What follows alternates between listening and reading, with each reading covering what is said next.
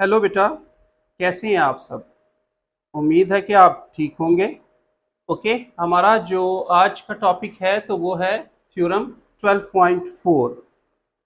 तो 12.4 थ्योरम की स्टेटमेंट को देखें कि स्टेटमेंट में यानी क्वेश्चन में वो क्या कह रहा है। Any point on the bisector of an angle is equidistant from its arms.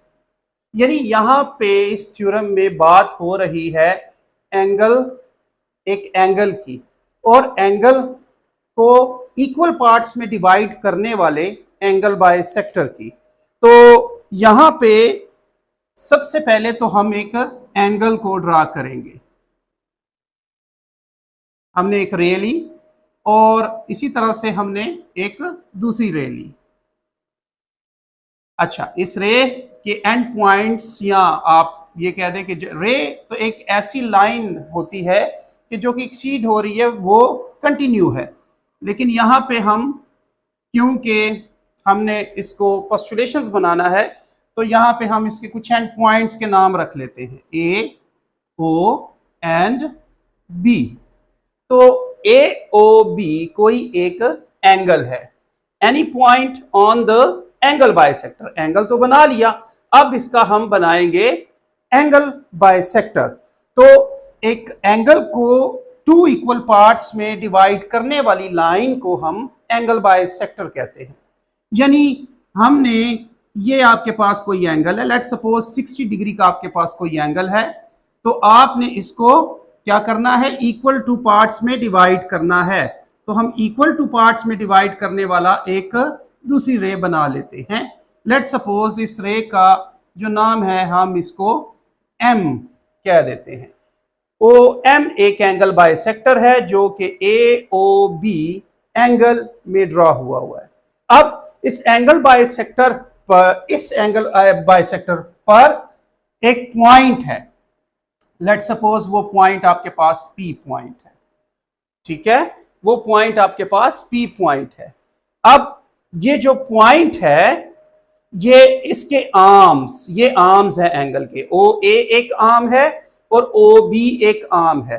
अब इस आर्म से इसका जो डिस्टेंस है वो इक्विडिस्टेंट, इक्विडिस्टेंट का मतलब है कि ये आर्म जो है, ओ ए आर्म जो है और ओ बी आर्म जो है, पी पॉइंट एक ऐसी जगह पर है कि इसका जो डिस्टेंस है और इसका जो डिस्टेंस है वो आपस में इक्वल शो करना है हमने। तो याद रखें बेटे, मैंने आपको पहले भी बताया था कि जब भी हम किसी भी एक लाइन और एक पॉइंट का जब भी डिस्टेंस हम देखेंगे तो उसको हम परपेंडिकुलर डिस्टेंस देखेंगे। विदाउट परपेंडिकुलर डिस्टेंस कोई भी नहीं देखा जाता। तो आप पॉइंट से लाइन तक जब भी डिस्टेंस देखेंगे तो वो आप परपेंडिकुलर डिस्टेंस देखेंगे। तो इसी तरह से हम P और यहां पे जब हम परपेंडिकुलर इस पे ड्रॉ करेंगे तो ये Q होगा, और इसी तरह से इस पे भी जो परपेंडिकुलर ड्रॉ करेंगे उसका भी नाम रख लेंगे PQ, ये R कहलाएगा। तो ये हमने कौन सा डिस्टेंस लिया, परपेंडिकुलर डिस्टेंस लिया। यहां पे क्योंकि एंगल है, ये तमाम एंगल्स हमने यूज करने हैं, तो आप इनको कोई नाम दे दें। Let suppose angle 1 2 3 and 4। Okay बेटे, ये हमने डायग्राम इसका हमने कंस्ट्रक्ट कर लिया है। अब आप यहां पे सबसे पहले स्टार्ट आपने लेना है, तो आप स्टार्ट इसका गिवन से ले लें। तो गिवन में आपने एक एंगल बाइसेक्टर जिसमें एक, यानी एक एंगल में एक एंगल बाइसेक्टर है, ठीक है, और उस पे हमने कोई पॉइंट P लिया है, तो ये आपने गिवन में लिखना है। तो let P be any point on the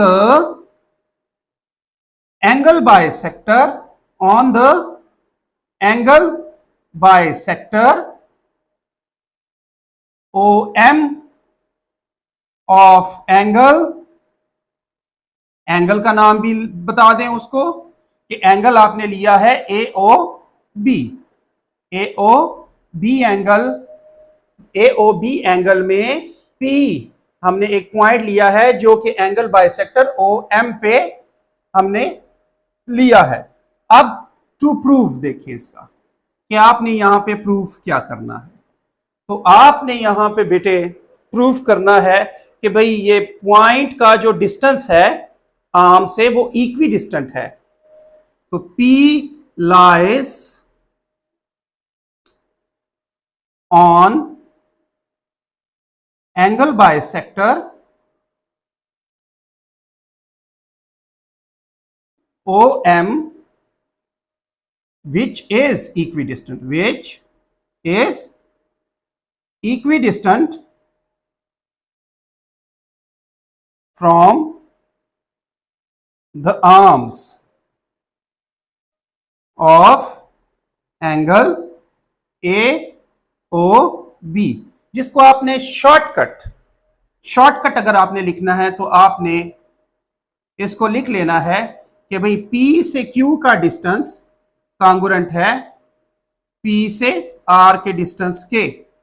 तो बेटे आप इतनी बड़ी स्टेटमेंट के बजाय आप शॉर्टकट ये भी लिख सकते हैं टू प्रूव में, क्योंकि आपने ये प्रूफ करना है तो आप इसको ओनली टू प्रूव में लिख सकते हैं। ये तो मैंने आपको ब्रीफ करने के लिए लिखा है कि हमने प्रूफ क्या करना है। अब अगर आप इसकी कंस्ट्रक्शन देखें तो कंस्ट्रक्शन में आपने क्या किया है, कंस्ट्रक्शन में आपने पी क्यू को परपेंडिकुलर लिया है ओ ए आर्म के ऊपर एंड ये आपने क्या किया, ये ड्रॉ किया है आपने, draw P Q perpendicular on O A and P R perpendicular on O B. ठीक है, यहां पे परपेंडिकुलर लेने से आपके पास जो मेजरमेंट ऑफ एंगल 3 है और मेजरमेंट ऑफ एंगल 4 है वो आपने 90 डिग्री लिया है। अब आप इसको प्रूफ करना है आपने। तो स्टेटमेंट एंड रीजंस दे दे इसको।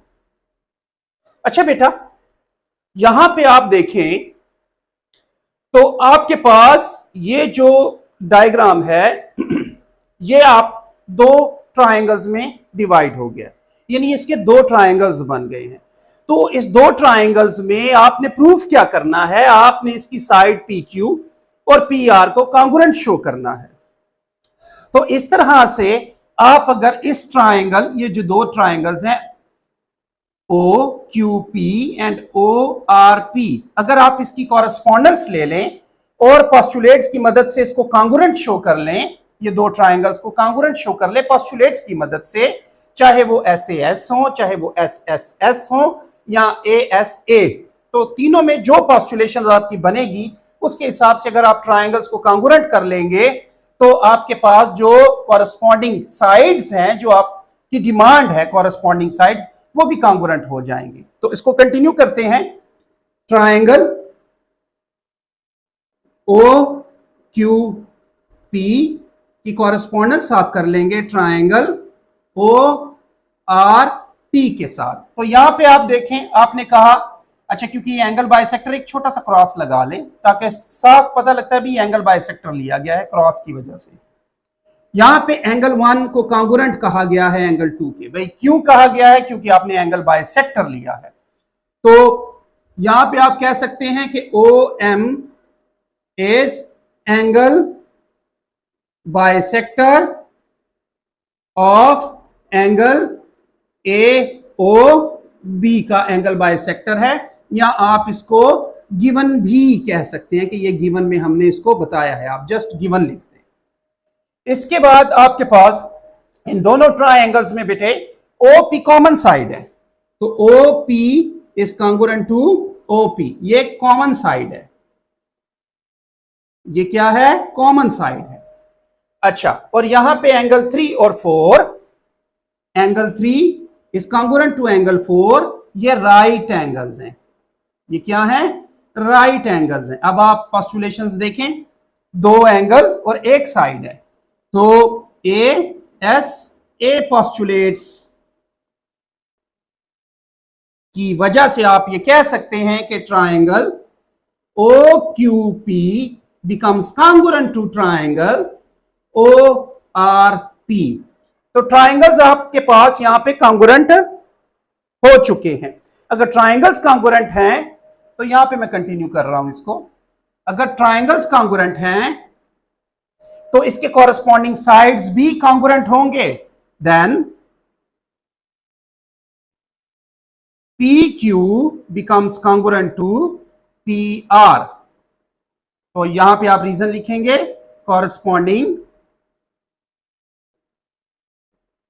साइड्स ऑफ कॉन्ग्रुएंट ट्रायंगल्स की वजह से ये दो साइड्स जो हैं, कॉरस्पॉन्डिंग साइड्स, ये कॉन्ग्रुएंट हो गई। और यही हमारा प्रूफ भी था। तो hints it is proved that, क्या भाई, पूरी की पूरी स्टेटमेंट को अगेन लिख दें आप। It is prove that any point on the bisector of an angle is equidistant from its arms. तो यहां पे आप मुकम्मल स्टेटमेंट को दोबारा लिख दें कि ये प्रूव हमने कर लिया है। उम्मीद है आप लोगों को ये थ्योरम समझ आया होगा। थैंक यू सो मच बेटे।